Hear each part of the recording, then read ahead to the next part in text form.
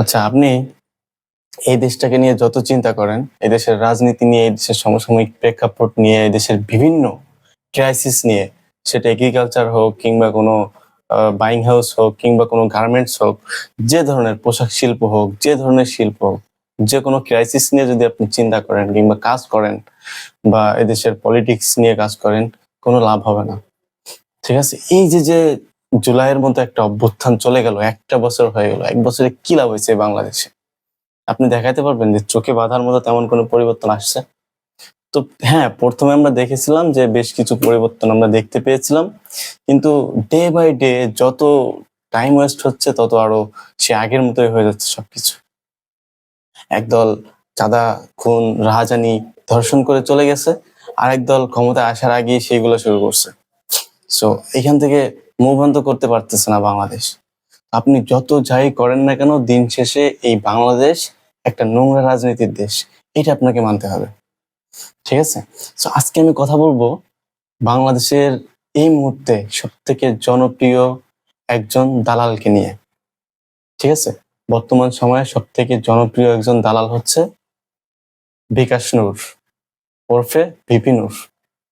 ঠিক আছে? যার সূচনাই হয়েছিল আওয়ামী লীগের ডিক্টেটর খুনি ফ্যাসিস্ট হাসিনাকে তেল মেরে, তাকে আম্মা সম্বোধন করে, মা সম্বোধন করে যার সূচনা হয়েছিল।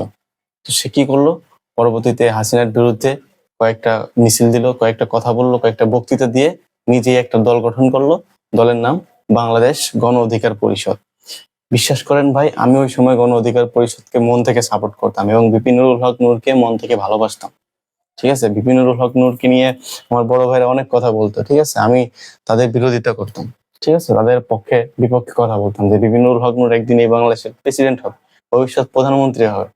কিন্তু এখন চিন্তা করেন, এই ভিপি নুরুল হক নূর এই মুহূর্তে সবথেকে জনপ্রিয় দালাল।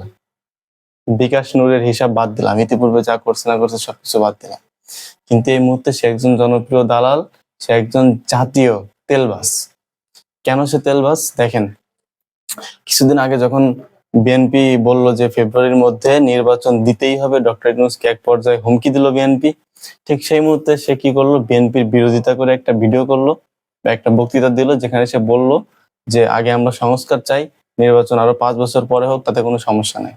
কিন্তু গতকালকে যখন তাকে বিএনপির একটা সমাবেশে ইনভাইট করা হলো, নিমন্ত্রণ করা হলো, তখন সে সেখানে গিয়ে বলতেছে যে নির্বাচন ডিসেম্বরের মধ্যে দিলে ভালো হয়, সর্বোচ্চ ফেব্রুয়ারির মধ্যে দিতে হবে।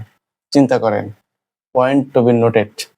এরপরের কথা হচ্ছে, এই বিকাশ নূর আরো কি বলছে দেখেন।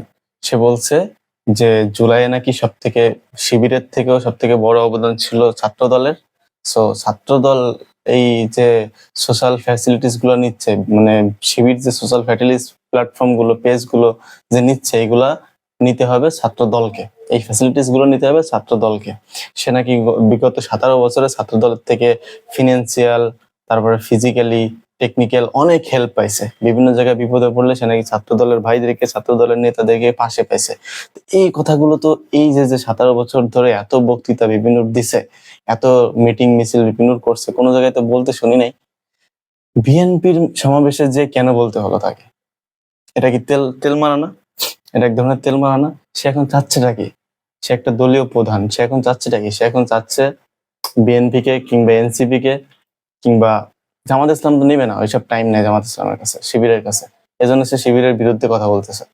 সে এখন চাচ্ছে বিএনপি কিংবা এনসিপি কিংবা অন্যান্য যে কোনো দলকে তেল মেরে, জনপ্রিয় একটা দলকে তেল মেরে অন্তত কোনো মতে হলেও একটা এমপির পদ সে নিতে পারে, নমিনেশন সে নিতে পারে। এইটা হচ্ছে তার মূল টার্গেট এখন। কারণ সে যে দলটা করতেছে, ওই দলের 12টা সে অনেক আগেই বাজাই দিছে। রেজা কিবরিয়াত ছিল, তারপরে আরো বেশ কয়েকজন ছিল। ঠিক আছে? যাদের 12টা অনেক আগেই বাজাই দিয়ে সে দলের একটা ভাবমূর্তি অলরেডি নষ্ট করে ফেলছে। ঠিক আছে? সো ওই দলে থেকে যে তার পক্ষে কিছু করা সম্ভব না, এটা সে বুঝতে পারছে এবং বোঝার পর থেকেই তেল মারা শুরু করছে। সো এই যে ভিপি নূর, এরকম ভিপি নূর দের নিয়ে আমরা অনেক সম্ভাবনা দেখেছিলাম। ঠিক আছে? আমাদের সম্ভাবনাময় পার্সন ছিল এরা। তো এরা যখন আমাদের চোখের সামনে পোল্টি মারতেছে, তখন আমরা কাদেরকে নিয়ে হচ্ছে এরপরে স্বপ্ন দেখবো যে তারা এই দেশটাকে রক্ষা করবে, এই দেশের হাল ধরবে, রাজনৈতিক হালচাল ধরবে? কাকে নিয়ে স্বপ্ন দেখবো? তো এই মুহূর্তে ভ্যালুয়েবল এবং বিশ্বাসযোগ্য যদি কোনো দল থাকে কিংবা কোনো ছাত্র সংগঠন থাকে, সেটা ছাত্র শিবির আর জামাত ইসলাম।